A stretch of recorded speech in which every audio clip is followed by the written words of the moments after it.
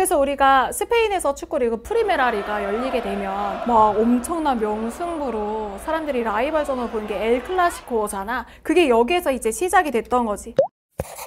여기가 이베리아 반도잖아. 여기에 카스티아랑 아라곤이 있었어. 카스티아의 이제 여왕이랑 아라곤의 왕이 결혼을 하면서 여기가 우리가 알고 있는 에스파냐, 스페인 왕국으로 통합이 된 거야. 15세기에. 그러니까 힘을 모았으니까 이 아래쪽에 있었던 이슬람 세력도 축출해 나갈 수가 있었던 거지. 근데 이 과정 속에서 정말 부드럽게 카스티아랑 아라곤이 합쳐지면서 스페인이 됐던 건 아니었어.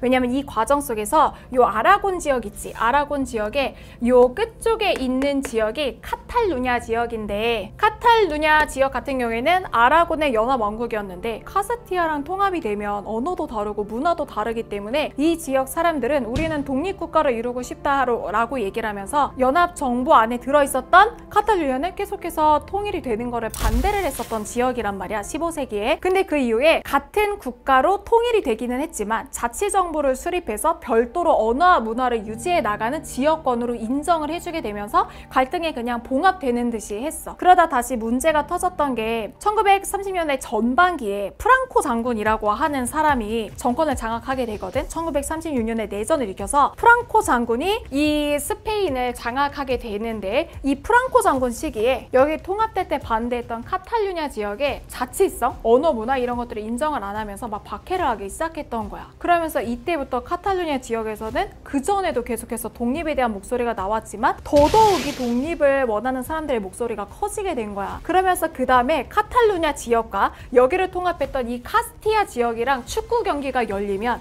국가와 국가 간에 자존심을 건 전쟁의 양상으로 바뀌어 나가기 시작한 거야. 카스티아의 중심지가 레알 마드리드고 카탈루냐의 중심지가 바르셀로나였거든. 그러면서 막 국왕의 지원을 옛날부터 막 짱짱하게 받았던 레알 마드리드랑 바르셀로나랑 전쟁 같은 축구를 하게 된 거지. 그래서 우리가 스페인에서 축구 리그 프리메라리가 열리게 되면 막 엄청난 명승부로 사람들이 라이벌전으로 보는 게 엘 클라시코잖아. 그게 여기에서 이제 시작이 됐던 거지. 그러다가 2010년대가 되면 유럽 지역, 특히 남부 유럽 지역이 경제적으로 굉장히 힘든 대공황을 겪게 돼. 그 과정에서 스페인, 에스파냐도 마찬가지로 우리나라가 경험했던 것처럼 IMF 구제금융을 받게 되는데, 그 구제금융을 받았을 때 다시 한번 카탈루냐 사람들이 엄청나게 저항을 하면서 독립하고 싶다는 목소리가 나왔던 게, 카탈루냐 지역은 스페인 전체에서 사람들이 750만 명 정도 살고 전체 경제의 20%를 차지할 정도로 가장 스페인에서 잘 사는 지역이야. 그러니까 카탈루냐 사람들의 불만은 뭐냐면